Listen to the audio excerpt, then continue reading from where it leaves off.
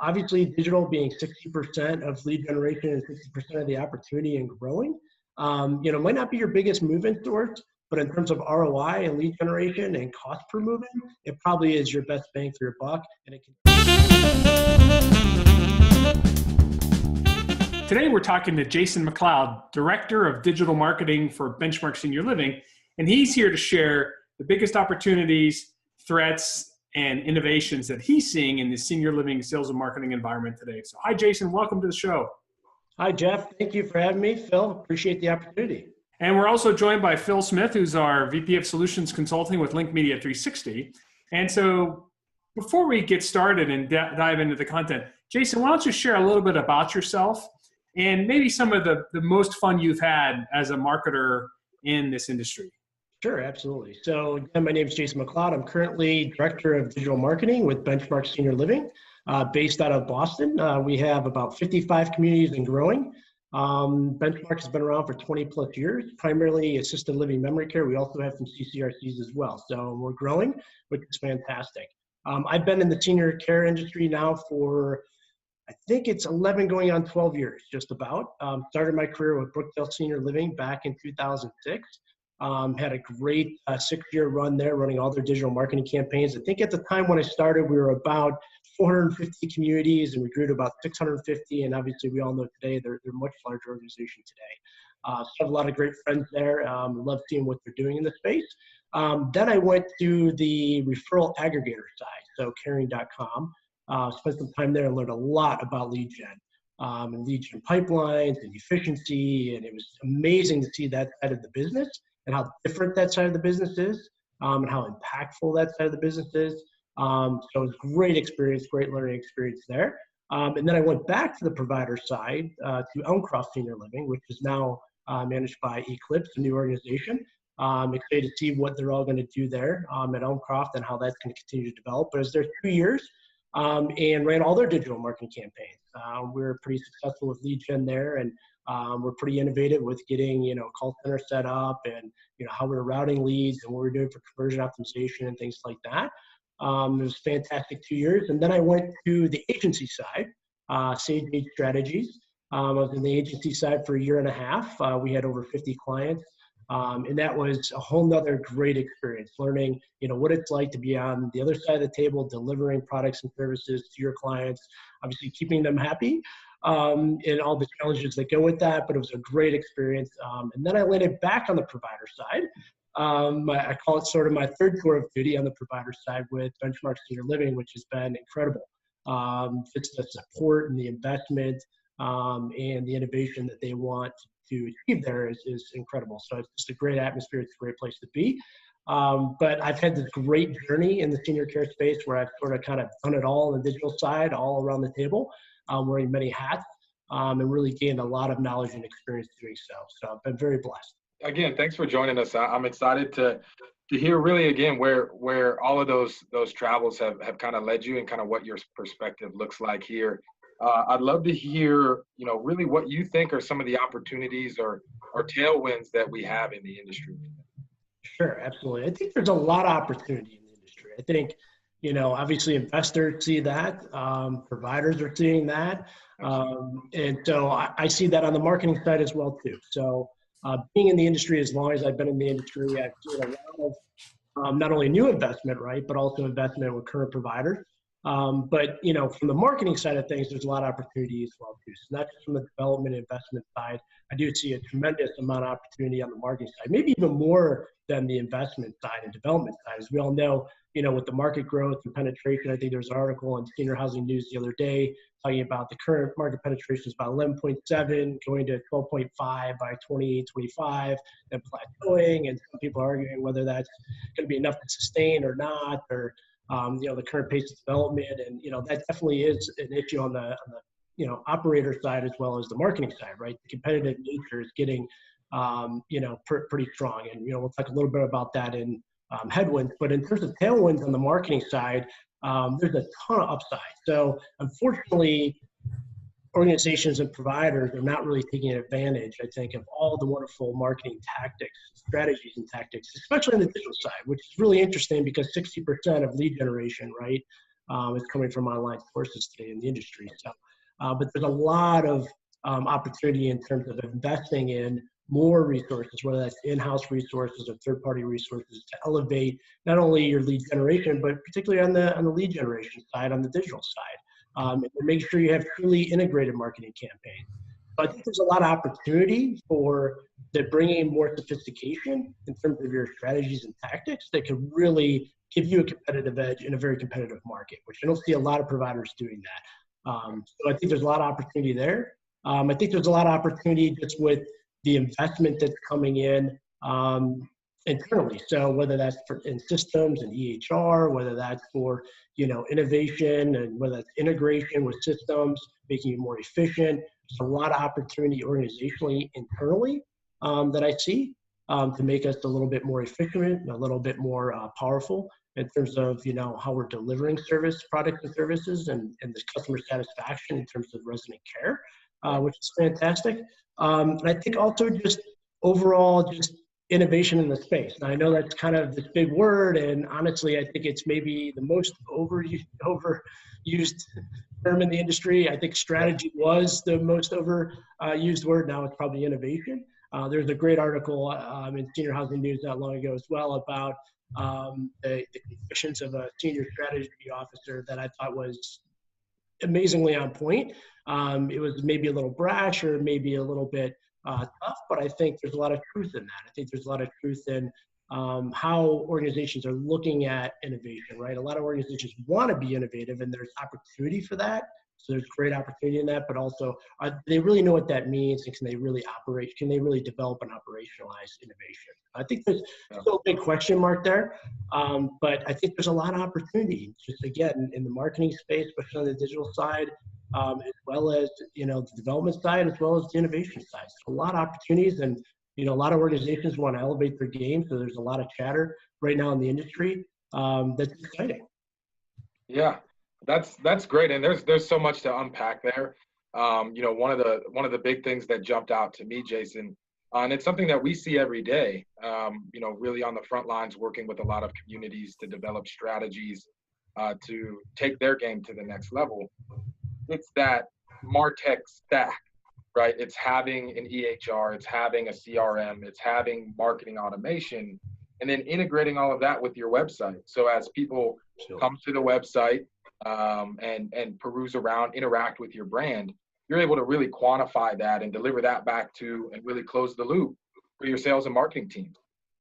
Absolutely, no question. I think that might be one of the biggest opportunities. I think low-hanging fruit. Let's talk about integration, right? So we were talking about integration 5-10 years ago, right? And some organizations have it, some organizations partially have integration. Not a lot of organizations have marketing automation or true marketing automation where it is integrated with their CRM and their system. So a lot of opportunity there where the technologies are very mature. They've been used in other spaces, obviously.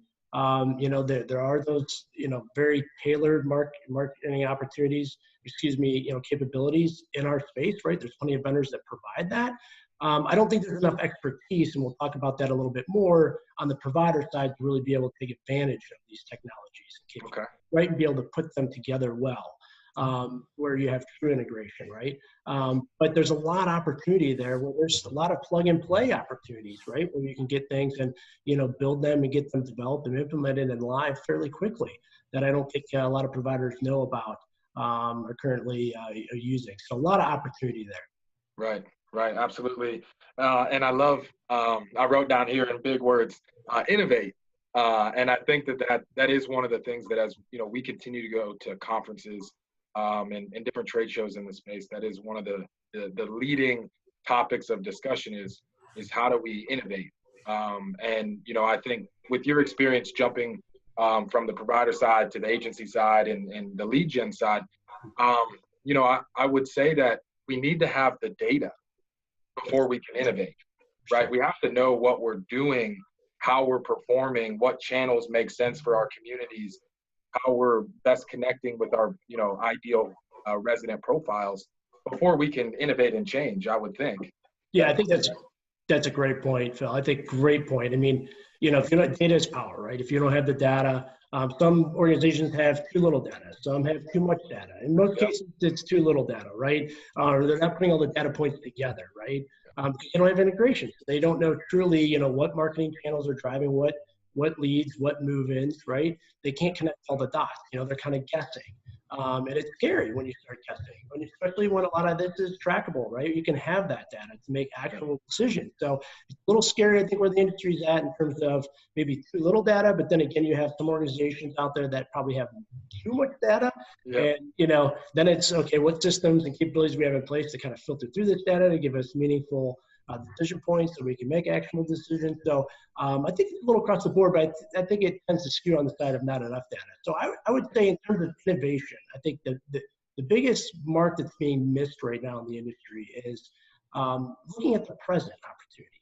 When we think about innovation, a lot of organizations think about the future, right? Okay, what does the community look like? What do systems look like? What does care look like? What does programming look like? And that's all really important, especially from an operational standpoint, right? And a customer service standpoint. But when it comes to marketing, when it comes to optimizing not only marketing channels, but also your systems and being efficient internally to really be able to deliver on the promise that you're making today to residents, is really those things today, like looking at data, right? Do you have data? Do you have what I call table stakes? Do you have data? Do you have marketing automation? Do you have integration with systems? These are basic things that, again, other industries have not only exploited, but it's very mature in those industries. So a lot of folks I see that come into this industry, eyes wide open, like, oh, I can't believe this, like, because they see the opportunity, right? They see the low-hanging fruit, where I think a lot of times in the industry, we really don't see that, maybe because we don't have the expertise or knowledge all the time at, even the community, even sometimes at the vendor level, right? To kind of piece all that together for organizations. Number one is education, right? Are we educating enough folks? Do they understand the benefits? Two, it's what are the products and services that will help accomplish their goals? And then three, do we have the resources to be able to develop and implement, right, and manage those resources? So those three key things where I think we're kind of missing the mark a little bit in the industry. So tremendous opportunity there from everything from data to integration that I think, again, is low-hanging fruit that I would call innovation, believe it or not. Maybe not other industries or other spaces, but I think in our space, it's innovation.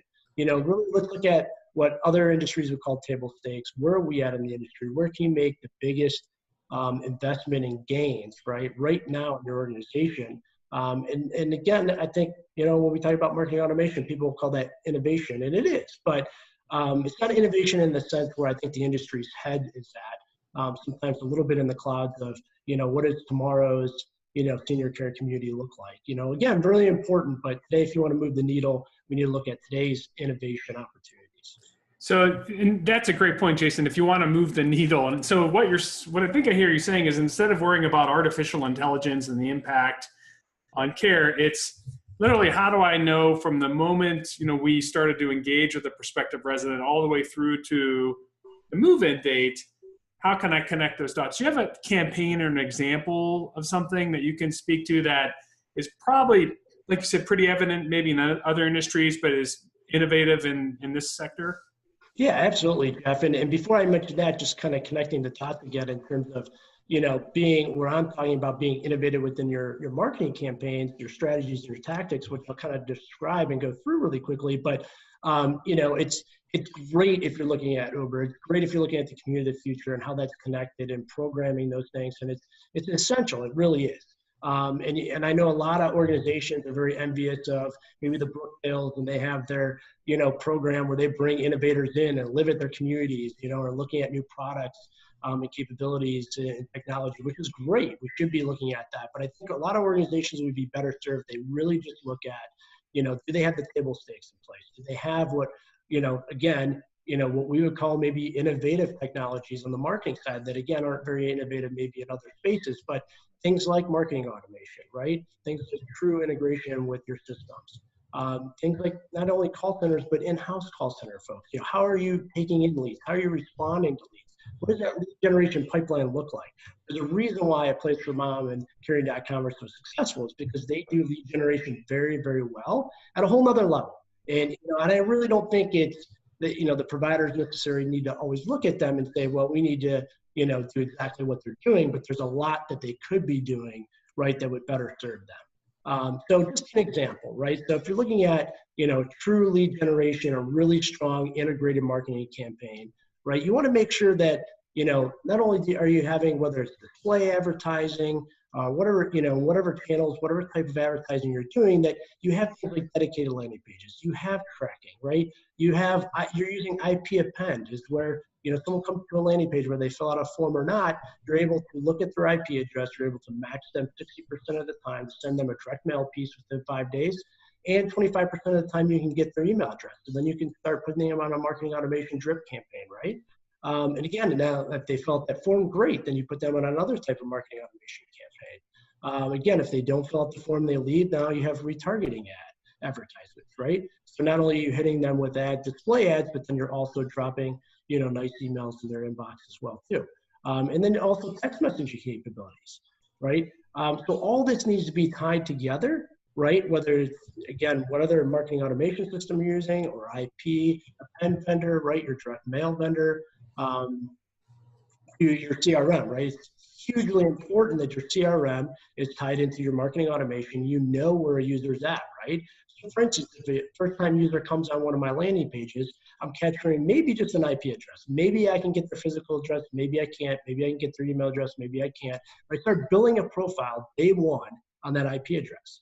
Now, hopefully I can match the physical address or email address. But even if I can't, if that user comes back again or opens one of my emails, now I know, okay, that IP address is X. Now they've done X, Y, Z already. Hopefully they do fill out a form. If they do fill out a form, then I get that information in my CRM, but then also tie it back to my automation system, tying it to that IP address. Now in that profile for that IP, it's not just an IP number.